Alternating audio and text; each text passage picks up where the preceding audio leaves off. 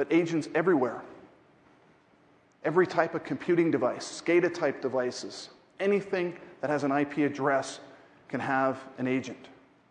Managed centrally across both network and endpoint, critical. But probably the most interesting thing to be done here is to make it open. Sounds like heresy a few years back to open up the architectures of security, but this is probably the most important thing we can all do.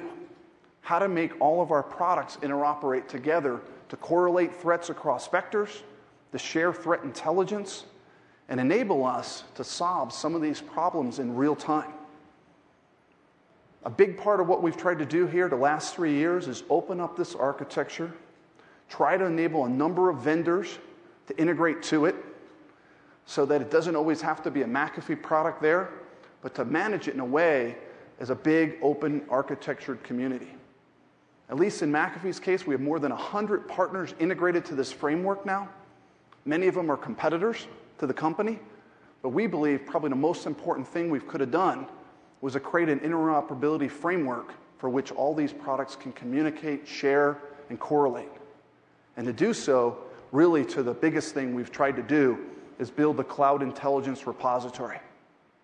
This can enable us now to not just do malware reputation, but application reputations, web reputations, identity reputations to serve any type of device in the corporate enterprises, government entities, or consumer environments. So as we think about what we can do to solve this, these are the keys. Higher protection, lower cost, move the communications through, make it easier to manage. Some of the screens you'll see up here is all kinds of ways for us to create a view to that entire dashboard. How do we think about different roles that can look at the entire architecture here? In our case, it's called EPO. It's our security management console.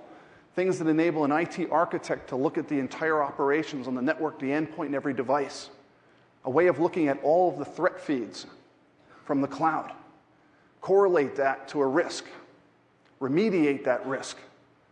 And understand how to do that in real time through an architecture. This gives us a complete control, a complete window to the entire operations for security. And really, probably most importantly, make it interoperable to everything in the architecture. Whether it's a back-end systems management console, like HP or BMC or CA, or to any one of the security vendors that are here as well, so their data can be rolled up and reported through the framework the same way. Not just McAfee data, but any type of data that's in the architecture. So creating this single pane of glass with real-time feeds enables us to solve some of the problems that we were talking about earlier with these attacks. Pretty powerful mechanism for us to do it. Here's some of the partners that we keep seeing. We'll open up to almost any partner that's here at the show. We've done so almost in every category.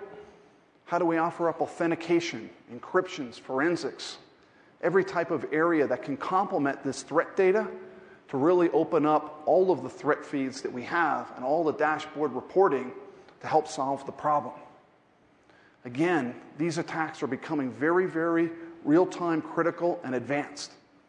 Creating an ecosystem for us to take an event out of the network from a SIM product, correlate it to a policy, drive it against a risk score, and remediate it through the enterprise, all measured in a very small window of time, is probably what's going to save us from the next attack or not. So how do we help build these architectures out together? Again, I reach out the same way. Interlocking this architecture becomes a critical component of what we're trying to do at the company. So think about this as a framework, at least we're thinking through. Intelligence in the cloud, as powerful as we can. Interlock through management, through a common agent, and communicated through an entire community. I mentioned at the very beginning kind of what these numbers were looking like. Anybody know it? These numbers here are probably some of the numbers that we're seeing right now live in our cloud-based computing environment. All of those numbers were encrypted hashes. These are small packets of content. Just during the course of this presentation, we've now had 83 million hits or queries or content samples moving back and forth to our cloud, queries and pings, going to the intelligence in the cloud. I never thought about 18 months ago we would see a scenario where we would receive 4 billion requests in a single day to the back-end intelligence systems. That's what we're getting today.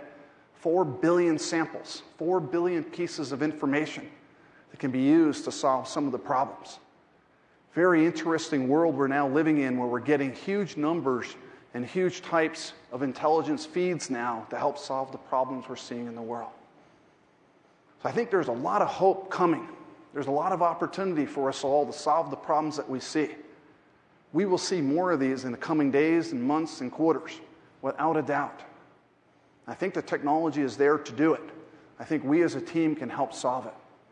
So with that, I'd like to say thanks. I know everybody's been here a long time, so I appreciate everybody. We do have a great party tonight. I hope you all come to it. It's called the McAfee Red Party. If you come to our booth, not to be too self-serving, you can get a copy of the invitation, but feel free to come. We'd love to have you. Maybe we have a chance to talk some more. So thanks very much. Appreciate it.